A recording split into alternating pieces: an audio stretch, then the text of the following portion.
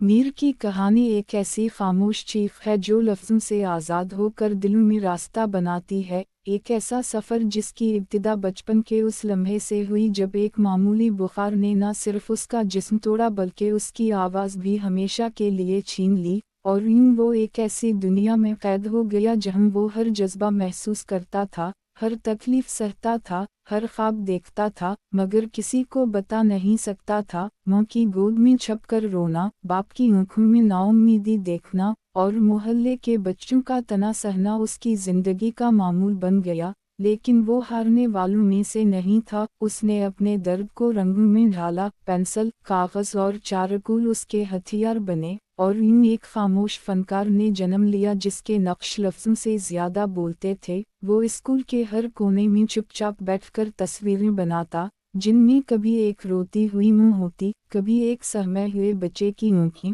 और कभी एक बंद लबों वाली चीख।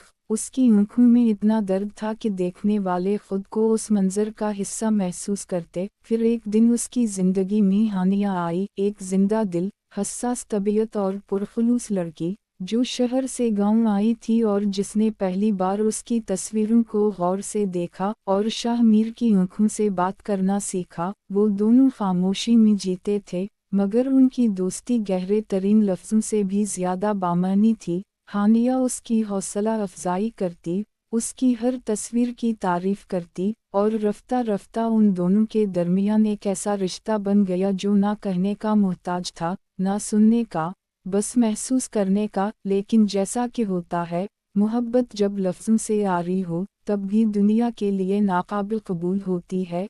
हानिया के ख़ानदान ने उनकी खामोश कुर्बत को इज़्ज़त पर धब्बा समझा और उसे शहर वापस बुला लिया। उस रोज़ शाह मीर की आंखों में आंसू नहीं थे, बस एक गहरा सुकूत था, मगर उसके फ़न में एक तूफ़ान आ चुका था। उसने दीवारों को कैनवस बनाया, गाँव की गलियों को गैलरी, और हर तस्वीर में वो चीख दर्ज की जो वो खुद ना निकाल सका। तस्वीरें बोलने लगीं, लोग रुकने लगे, देखने लगे, सोचने लगे, और यूं उसका फ़न गाँव की सरहदें पार करके शहर की गैलरियों तक जा पहुंचा, जहां एक रोज़ उसकी नुमाइश में वही हानिया आई जिसने बरसों पहले खामोशी को सुना था। उसने एक तस्वीर के सामने खुद को खो दिया, वो तस्वीर जिसमें एक लड़की एक खामोश लड़के की तरफ हाथ बढ़ा रही थी, और तब शाह मीर उसके सामने आया। ना कोई लफ्ज़, ना कोई सलाम, बस दो आँखें जो बरसों का दर्द, मोहब्बत और शुक्रगुजारी लिए हुए थीं।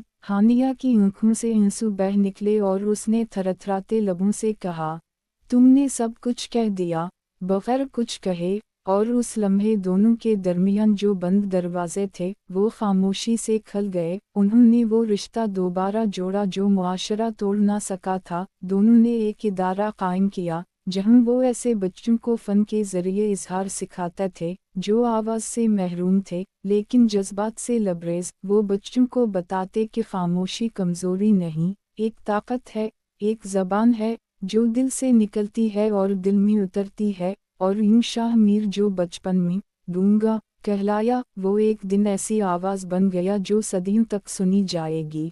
खामोशी की ज़बान में कही गई एक मुकम्मल कहानी।